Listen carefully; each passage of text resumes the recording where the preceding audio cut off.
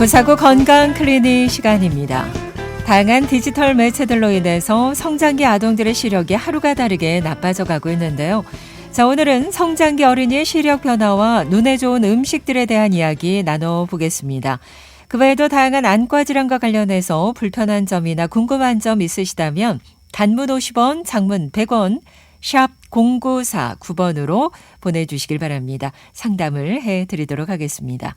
도움 말씀을 위해서 눈시원 안과 이현서 원장 나와 계십니다. 원장님 어서 오세요. 네, 안녕하세요. 반갑습니다. 네네. 오늘 이제 새 학기가 시작됐습니다. 이맘때 우리 아이들의 건강 좀 더 신경을 써야 되겠고 특히나 이제 시력의 변화가 많은 시기라서 성장기 아동들의 갑작스러운 시력 변화는 또 왜 일어나는지부터 좀 알아볼까요? 네, 보통 성장기 아동들이 이제 시력이 갑자기 변화가 생기는 이유가 대개 우리가 이제가 근시 난시로 알고 있는 굴절 이상에서 오는 거거든요. 네.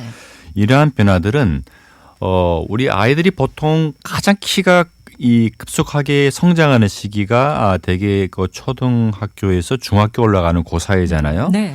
그 시기에 눈에 이러한 굴절 이상의 변화도 가장 민감하게 일어납니다. 그렇기 때문에 대개의 경우에 이제 근시가 시작되는 연령도 보통 보면은 초등학생 저학년 때부터 시작해서 중학생까지 급격하게 생기게 되는데 네.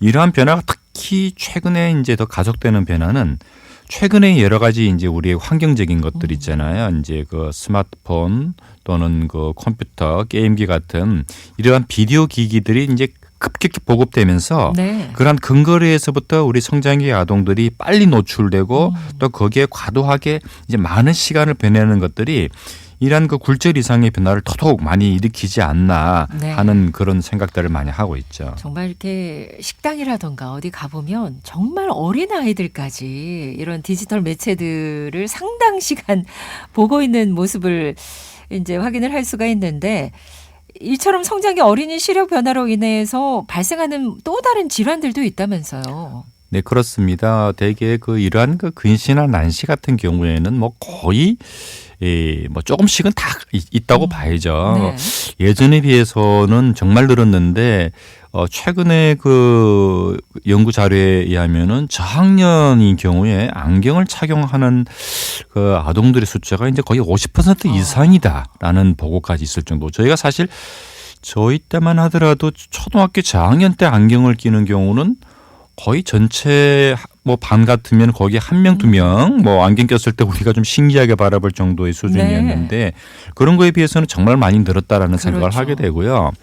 이러한 그 굴절 이상이 빨리 이제 진행을 하게 되면은 이제 성인이 됐을 때 이제 질환으로 넘어가는 경우도 있어요. 가장 이제 대표적인 것이 이제 고도 근시라고 해서 저희가 어느 정도 수준 이상의 근시량이 발생하게 되면 저희가 고도 근시라고 하게 되는데 네. 이러한 고도 근시로 진행되면은 여러 가지 눈 뒤에 그 신경 변화들, 망막 질환들 같은 것들이 생길 수가 있기 때문에 사실 이러한 고도 근시까지 진행되는 것은 저희가 좀 예방할 필요가 있겠죠. 눈 뒤에 어떤 신경 질환, 망막 질환이라면 구체적으로 어떤 걸 말하는 걸까요? 대개의 경우에 고도 근시라고 하는 것은 눈 뒤에 그 신경들도 좀 이렇게 많이 늘어나는 네. 저희가 풍선을 불었을 때 어느 정도 딱 맞게 불면은 좋은데 이게 너무 많이 불면은 터질 수 어디가 있죠. 터질지 모르게 네네. 좀 조마조마한 게 있잖아요. 네. 좀 비슷한 개념이라고 보시면 됩니다. 이러한 고도 근시로 가게 되면은 신경이 너무 팽창이 돼가지고요. 어느 특정한 약한 부위에서 저희가 미세 열공이 생긴다든지 심한 경우는 박리증 같은 경우가 있고요. 네. 이러한 얇아진 신경은 나이가 들게 되면은 상대적으로 신경 기능이 빨리 떨어지는 황반 변성 같은 것들이 더 잘 생기거든요. 그렇군요. 네네. 이러한 질환까지 이어질 수도 있기 때문에 좀 빨리 알아차리시고 시력이 떨어지지 않도록 관리를 하는 게 중요할 텐데 아이들 같은 경우에는 뭐 시력이 나빠졌다고 바로 엄마 나 시력이 나빠진 것 같아 이야기를 잘 못하는 경우도 많이 있잖아요. 그런 만큼 부모님이 좀 잘 관찰해 보셔야 될 것 같은데 가정에서 부모님이 좀 알아차릴 수 있는 그런 진단 방법들이 있을까요? 보통은 저희가 요즘은 아이들인 경우에 거의 유치원 또는 그 밑에 단계 유아원에서도 기본적인 시력 검사를 요즘 다 하기 때문에요. 네. 되게 이제 나이로 봤을 때 한 4세, 5세 되면 한 번 정도는 다 시력 검사를 해요. 네. 그래서 그걸 가지고 저희가 바로 걸러낼 수가 있는데 문제는 그 이하의 연령들 말 그대로 이제 신생아에서부터 시작해서 한 3세까지는 첫째는 자기 의사 표현이 이제 명확하지가 않기 때문에 그럴 때는 이제 어머님들이 이 아이가 이제 시력이 정상인가 하는 것을 이렇게 살펴볼 수 있는 그런 여러 가지 힌트들이 있어요. 네. 이제 가만히 보시면은 아이가 유달리 많이 눈을 이렇게 찡그리거나 좀 비비는 습관이 있는 아이들 네. 또는 이제 뭔가 사물을 볼 때에 좀 뭔가 자세가 좀 삐딱해요. 좀 비스듬하게 흘게 본다든지 턱을 이렇게 치켜 뜨고 보는 아이들. 그리고 이제 다른 아이들에 비해서 유난히 책이나 장난감을 너무 눈앞에 이렇게 바짝 대고 있는 이런 아이들의 경우에는 얘가 혹시 시력에 조금 문제가 있을 수도 있다라고 생각을 하시고 네. 이런 아이들은 병원에서 영유아 단계라도 이제 시력 체크가 어느 정도 가능하거든요. 네. 그래서 이제 병원에서 와서 직접 시력을 체크해 볼 필요가 있겠고요. 또 한 가지 팁은 이제 우리 영아들 그러니까 0세에서부터 1세까지는 이러한 반응들을 보이기가 어렵죠. 왜냐하면 거의 이제 품에 있으니까. 네. 그런 경우에 이제 한 가지 팁은요.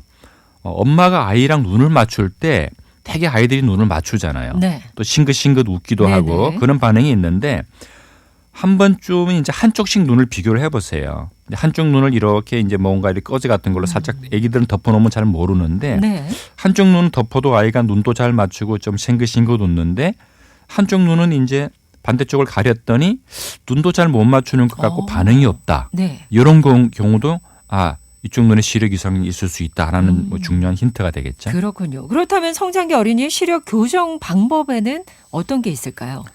가장 기본적인 것은 역시 안경 교정이죠. 네네. 적당한 나이에 이제 안경을 이제 잘 착용시켜 주는 것이 중요한데 이게 왜 중요하냐면은 그 아이들의 시력이 대개의 경우에 0세부터 8세까지 성장을 해요.